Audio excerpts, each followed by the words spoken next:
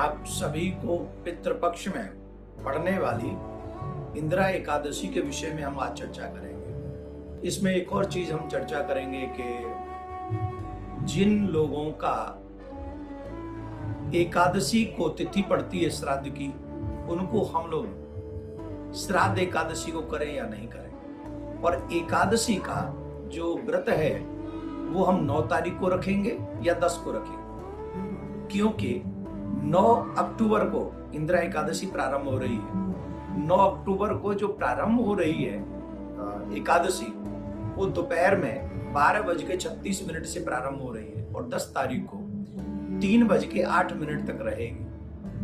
तो हम लोग एकादशी कब मनाएं, 9 को या 10 को? तो ऑब्वियसली जो भगवान श्री कृष्ण के फॉलोअर्स हैं, जो वैष्णव हैं, उन्हें मालूम है कि हम एकादशी का व्रत 10 तारीख को रखेंगे। आप सभी जानते हैं उदया तिथि के चलते हुए हम सभी को 10 तारीख को व्रत करना है। 10 अक्टूबर को हम व्रत करेंगे और 11 अक्टूबर को, इसमें यह भी समझ ले कि पारायण का समय क्या रहेगा।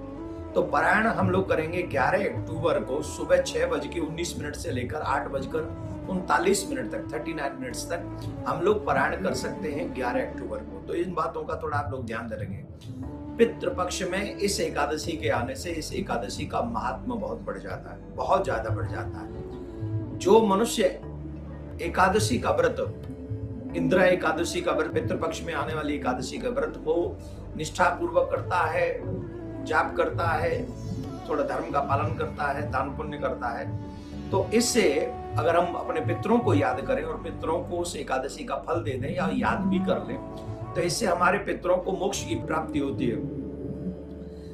और इस दिन भगवान विष्णु की पूजा करनी चाहिए, उनकी आराधना करनी चाहिए, उनसे प्रार्थना करनी चाहिए अपने पितरों के लिए। तो निश्चित भगवान विष्णु इससे प्रसन्न होते हैं। एक और बात बता दें, हमने जो आपको पूर्व में बोला कि एकादशी के दिन अगर श्राद्ध आ जाए किसी आत्मा का, हमारे पितरों का, तो हम क्या करें? मैंने संतों के मुंह से सुना है कि एकादशी के दिन अन्न नहीं देना चाहिए किसी को, और अन्न के बिना श्राद्ध किस काम का? क्योंकि श्राद्ध में अन्नदान का बहुत बड़ा महत्व है। अगर आप जिमाना ही चाहते हैं, एकादशी के ही दिन करना चाहते हैं, तो इसके लिए आपको ऑप्शन है कि आपको उस दिन व्रत कराना होगा, फलाहार कराना होगा, और दूसरे दिन उनको अन्नदान भी देना पड़ेगा, और उनको अन्नदान आप अवश्य करें। दूसरे दिन फिर द्वादशी के दिन उनको भोजन करा सकते हैं। और सूक्ष्म बात यह है कि हम या तो द्वादशी को ही श्राद्ध कर दें, एकादशी वालों की याद करके द्वादशी को करें, उस दिन पूरा भोजन कराएं, क्योंकि एकादशी को आप अन्नदान नहीं कर सकते, अन्न का भोजन नहीं करा सकते। और श्राद्ध में अन्न का महत्वपूर्ण भाग है, उसका महत्व बहुत है। तो इसलिए, और जो एकादशी में नहीं कर पाते हैं, जो इस भाव से नहीं कर पाए या द्वादशी तक रह गए, तो फिर संपूर्ण फल जो मिलता है वो अमावस के दिन मिलता है, तो आप उस दिन भी कर सकते हैं।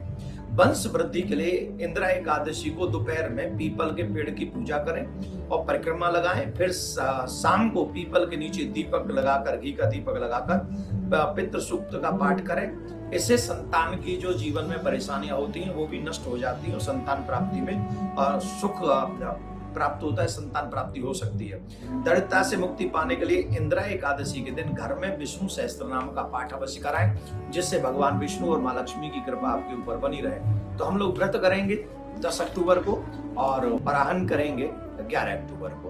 तो आप इस एकादशी के बाद को अपने पितरों को भी याद करें, उनके लिए भी इस एकादशी का फल दे सकते हैं संकल्प करके। तो सबका शुभ होगा, मंगल होगा, भगवान आपका भी मंगल करे और एकादशी आपके लिए शुभ हो। बहुत बहुत शुभकामनाएं।